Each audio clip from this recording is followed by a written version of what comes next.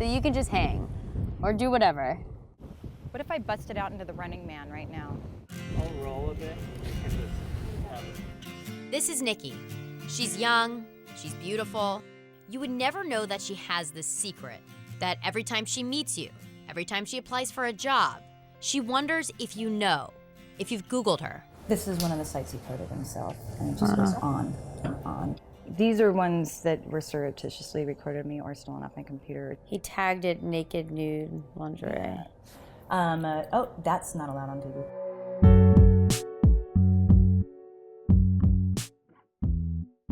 If I were to Google your name, what would come up? You would feel very close to me. You'd feel like maybe we had even slept together. You'd see me naked. It dates back to this guy she sarcastically calls Mr. Wonderful. You'll see why. I had some troubles doing some accounting homework. And he popped up and he said, hey, I just took accounting not too long ago and was pretty good at it. I could help you with some of the basics. And within 2.5 months of spending time with this gentleman, he had lost it. The strangest thing happened. Nikki started seeing red lights all around her room. One of them was coming from a pen holder. I don't know what made me unscrew it, because I had never heard of a pen cam at that point in time, and I had never seen one, but something compelled me to unscrew it. And as soon as it opened up and there was a memory card in there, my world started spinning. You are looking at moments that you don't even think could be recorded. What goes through your head? It was overwhelming. It was very, very violating. I felt as if nowhere was private anymore. It never dawned on me that that would end up being put online with my personally identifiable information in a campaign against me. It didn't dawn on me that people did that. People do. And those images taken without consent were posted all over the web. Her case is an extreme example of what's known as revenge porn. Advocacy groups refer to it as non-consensual pornography, and they consider it a form of sexual abuse.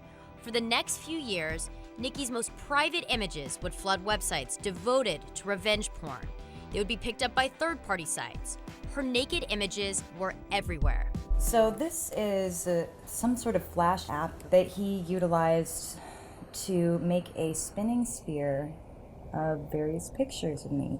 Dirty girl, loose whore, sucks a lot of, you can only imagine. I would stay up almost all night, every night, just in a little cave of a dark hole online, just finding more and more and more. Law enforcement straight up told me, how do you want us to help you? How do you think that we can possibly help you? And that's the million-dollar question when it comes to revenge porn. So what laws being broken? That's not always clear. And that's why states are beginning to pass laws to criminalize this type of online harassment. For Nikki's lawyer, Elisa, the cases are pouring in. It's becoming an epidemic. So what did we do with Nikki? We asked her, what page is your information on? And here are the 4 URLs, or here's one. She had hundreds. Would you say it has affected your ability to get a job? It affected my ability to walk into any interview. The second I walked in, shook their hand and sat down and looked them in the face, I just wanted to look away and crawl under a rock and die, because I don't know what they've seen, if they've seen anything, and I didn't know how to bring it up. I wasn't present.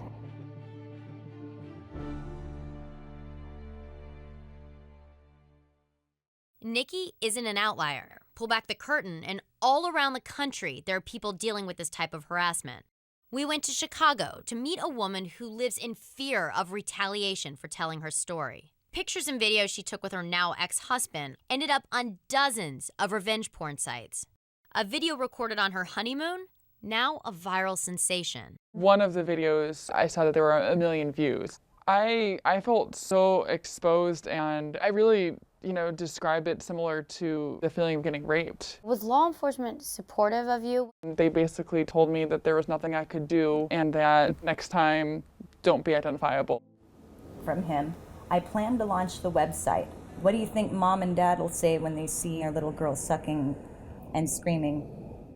What's it like to have no control over what someone sees about you? Have you ever heard of shame or dignity?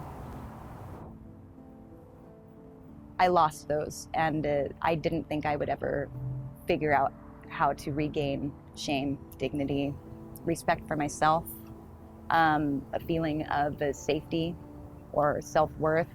You don't know where to hide or who to go to, but you don't want to go to anybody. You just want to hide. If you could look at him right now, what would you say to him?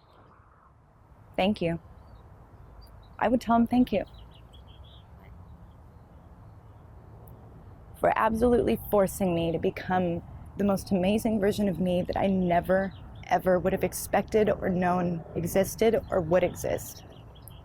I love me for the first time in my entire existence. And it's because of the character building that I was forced to do because of this.